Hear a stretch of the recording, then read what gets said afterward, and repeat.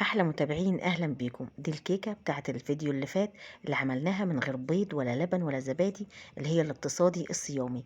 زاد منها كام حته كيكه هنعمل بيهم احلى تحليه اللي انتوا شايفينها دي، حلوه جدا من بواقي الكيك. اي كيك بقى يتبقى عندك تعمليه كده، العيال هيطلبوه منك على طول.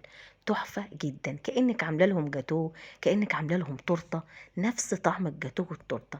شايفين شكله؟ اي كيكه هتعمليها هيتبقى منها مثلا حتتين ولا حاجه، اعمليهم كده هتبقى جامده وبرده صيامي. يلا بقى اعملوا لايك، عشان اللايك بتاعكم بيفرق معانا وبيشجعنا ان احنا نكمل. واللي مش مشترك يشترك ويفعل الجرس عشان يوصلكم كل جديد. وتعالوا نشوف عملناها ازاي.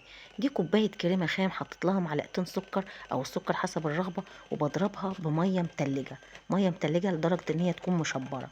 افضل اضرب في الكريمه لحد ما تتعمل الكريمه الخام من غير ولا لبن ولا اي حاجه. وده صوص شوكولاته صيامي انا عاملاه وحطاه في التلاجة. هكتب لكم الطريقه بتاعته في صندوق الوصف. صوص الشوكولاته والكريمه وخلاص على كده. ودي الكيكه هي المتبقيه. هجيب بقى اطباق، ممكن طبق شفافه او اي اطباق عندك. انا حابه ان انا اعملها في طبق ازاز شفافه عشان تبان اللي انت عاملاه فيها وايه، وتفتح النفس كده. اهو حطيت شويه كريمه من تحت في الطبق، وبعدين بكسر الكيك وبحطه وخلاص، وبحط عليه كريمة من فوق. اهو معلقتين كريمة كده او 3 حسب ما تاخد يعني. وبتفردي الكريمة عليها من فوق، تفردي الكريمة خالص كده بالمعلقة كده، تفردي على قد ما تقدري اي حاجة يعني، لانك انت كده كده هتحطي صوص شوكولاتة عليه من فوق.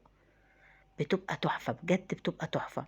الكريمة لو خام بدون سكر طبعا انت بتحط لها سكر حسب الرغبة، حسب ما تاخد معاكي وانت بتضربيها.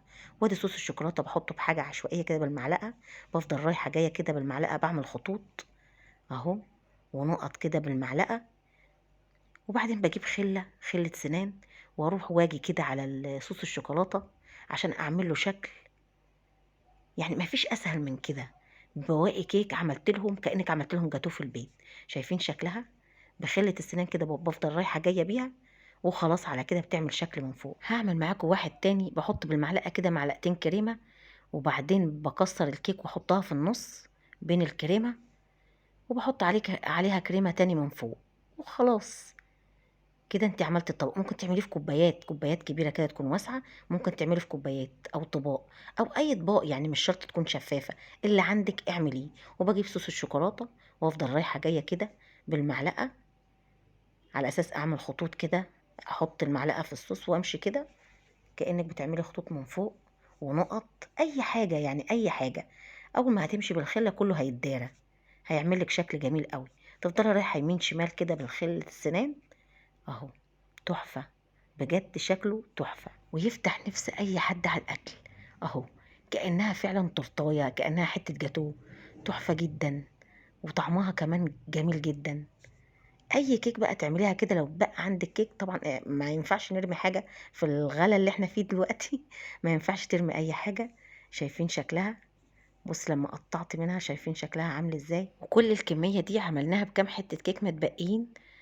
حلوة قوي اهو، كأنك عامله لهم تورتايه جاتوه، حاجه حلوه وكمان صيامي.